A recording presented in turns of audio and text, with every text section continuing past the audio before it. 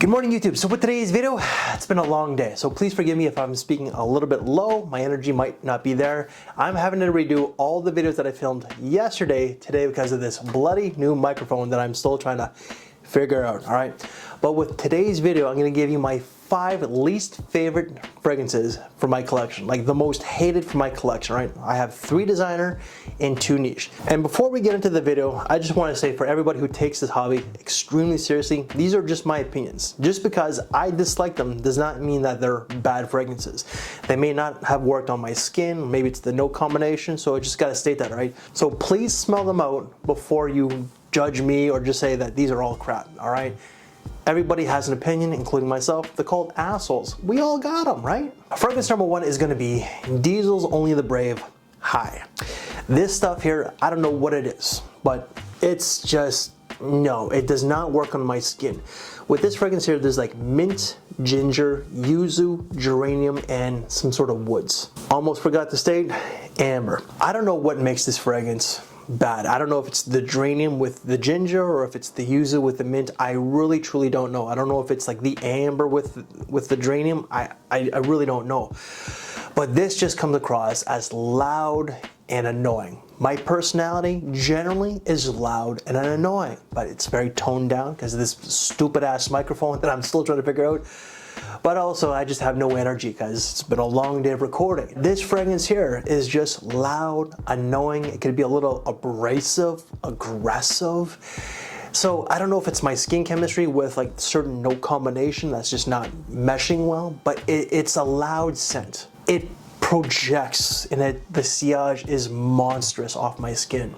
I ended up wearing this to bed one time just for the sake of wearing a fragrance. I've never worn it. I was like, cool, I just want to see what it smells like. My wife did not get a wink of sleep that night. It was embedded into the sheets. I smelt it myself the next morning. Like I must have been like out like a light because as much as this is annoying, I just slept through the entire night. My poor wife, however, did not. So it was also my job, you know, to wash those sheets because of this scent. I find that the brand itself leans a lot more towards the younger demographics, but if you're an old fart like myself, I'm 45, if you like it, then wear it. And because of that note breakdown, I do think that you can wear it in the spring and summertime. But for me, just because it's really loud, you know, maybe more so the springtime. Fragrance number 2, a lot of people really like this one. And I gotta state, there's quality, it's not working for me. Gucci Guilty Absolute. I ended up getting 2 bottles of this when I went to Hawaii, Honolulu, Hawaii, at the Ross store. I was so surprised when I saw like a Gucci fragrance at the discounter Ross. This is just dark, it's heavy, it's animalistic. This is a man's man scent, right? I'm not exactly the most masculine man, and I'm not saying that to put myself down. I am not. I'm just being very realistic. So if you're like your typical or traditional like manly dude, this is something that I urge you to try. But the notes for this are like patchouli, leather, cypress, heavy in leather, heavy in cypress, woods, and vetiver.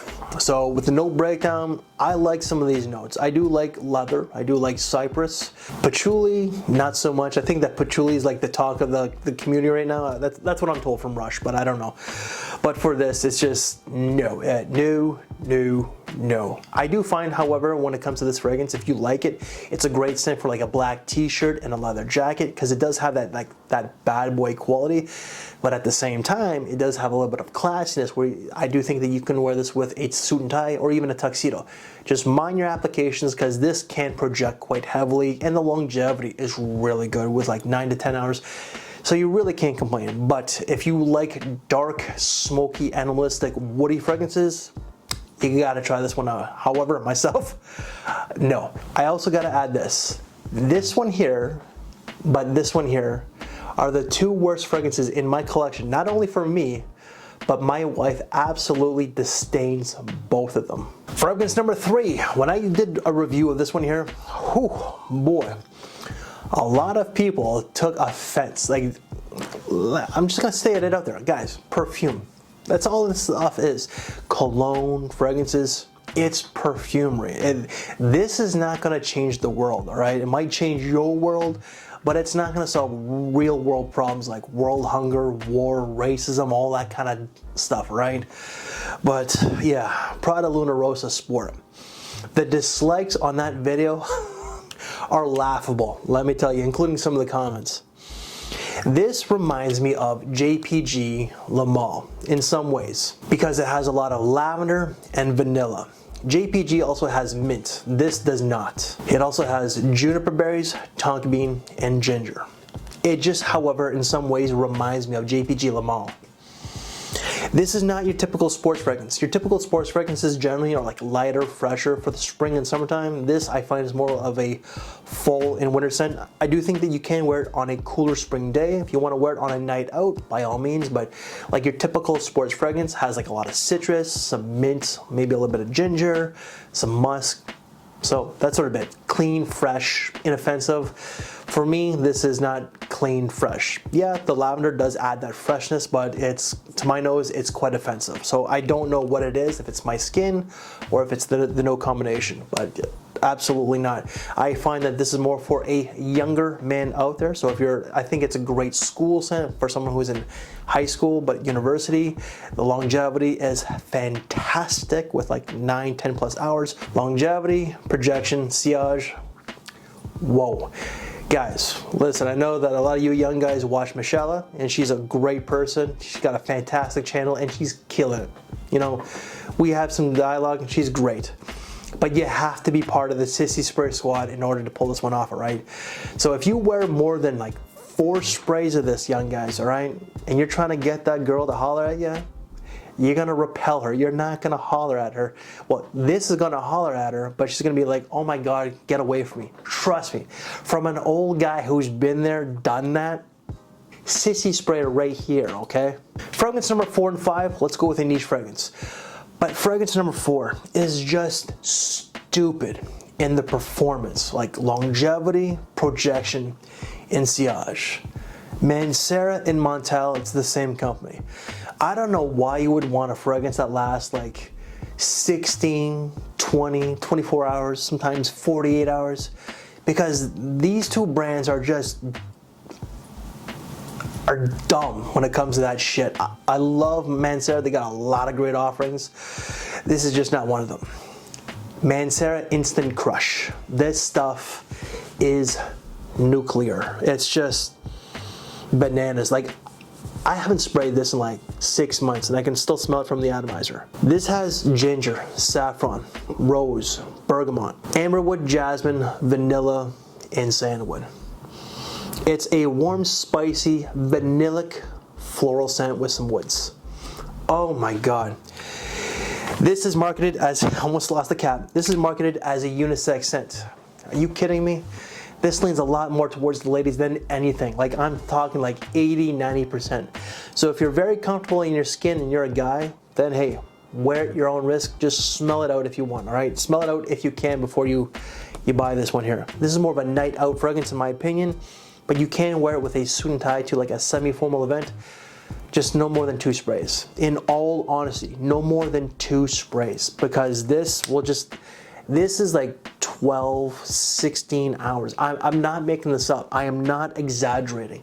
I've had to scrub this off with a cloth, like a washcloth and everything, and it's still there after I did that 2 hours. It's that concentrated. This is also more of a colder season scent. If you wear this, even when it's like a cooler summer night, you need Jesus. And fragrance number 5 is from a brand that I've plugged a lot in the last 2 years. Bond number 9. I gotta state it. This one here is just not one for me. Manhattan. Bond number 9 is Manhattan. Rest his soul, rest in peace, Kevin Samuels. He's the one who recommended this one. When I bought it and I put it on my Instagram that I find that this leans very feminine, he's like, are you kidding me? Well, sir, no, I'm not. This is very feminine. It's fruity, so it's got like plum and peach. It's also got gingerbread, beeswax, honey. It's got dark chocolate, some florals. I think that there's like 15 to 20 notes in this one here. It's sweet, it's floral, it's fruity, it's a little bit spicy. It smells of quality, don't get me wrong. But this is not a unisex scent in my opinion. It's not a classy fragrance neither. This is a going out scent, and as well, it kind of reminds me of Christmas time because of the notes of like dark chocolate, vanilla, gingerbread. Come on, gingerbread, that's Christmas for me, all right? This is like a Christmas scent, but it's a night out scent for the fall and winter time. And you have to watch your applications, because if you do more than like 3 sprays, ideally 2, but if you do more than 3 sprays, you are going to be choking people out. The sillage on this is incredible for a Bond number 9, and I love Bond number 9. I do gotta state, however, that when I went to New York City like a couple weeks ago, I stopped off at the boutique. You know how they say, don't meet your heroes? Yeah, that's what kind of happened to me. The staff were very friendly, but it just felt like something there that, you know, I didn't feel very welcome. And it wasn't the staff. It was just, I don't know, the energy or something like that. And it just kind of left me disappointed. This scent here is a disappointment, but you have to smell it out before you take my opinion as fact. Just take it with a grain of salt, because you might love this one. They got a lot of great offerings, a lot of expensive offerings, but a lot of great offerings nonetheless. And guys, that's it. That is the 5 most hated fragrances from my collection. If you want to see reviews of these, they will all be down in the description box below. If you want to read some funny comments, check out this one here. And if you took offense to this video, chill. It's just, again, it's just fragrances. It's nothing serious. It's all subjective. This is not going to fix the world, okay? It's not going to end wars, feed the homeless, end world hunger, all that kind of stuff. So relax, all right? So for all you designer douchebags, but also all you sissy perfumistas out there, come on, chill. If you like this video, leave me one of these. Thank you for your time, take care, and I will see you later. Thanks for watching, everybody.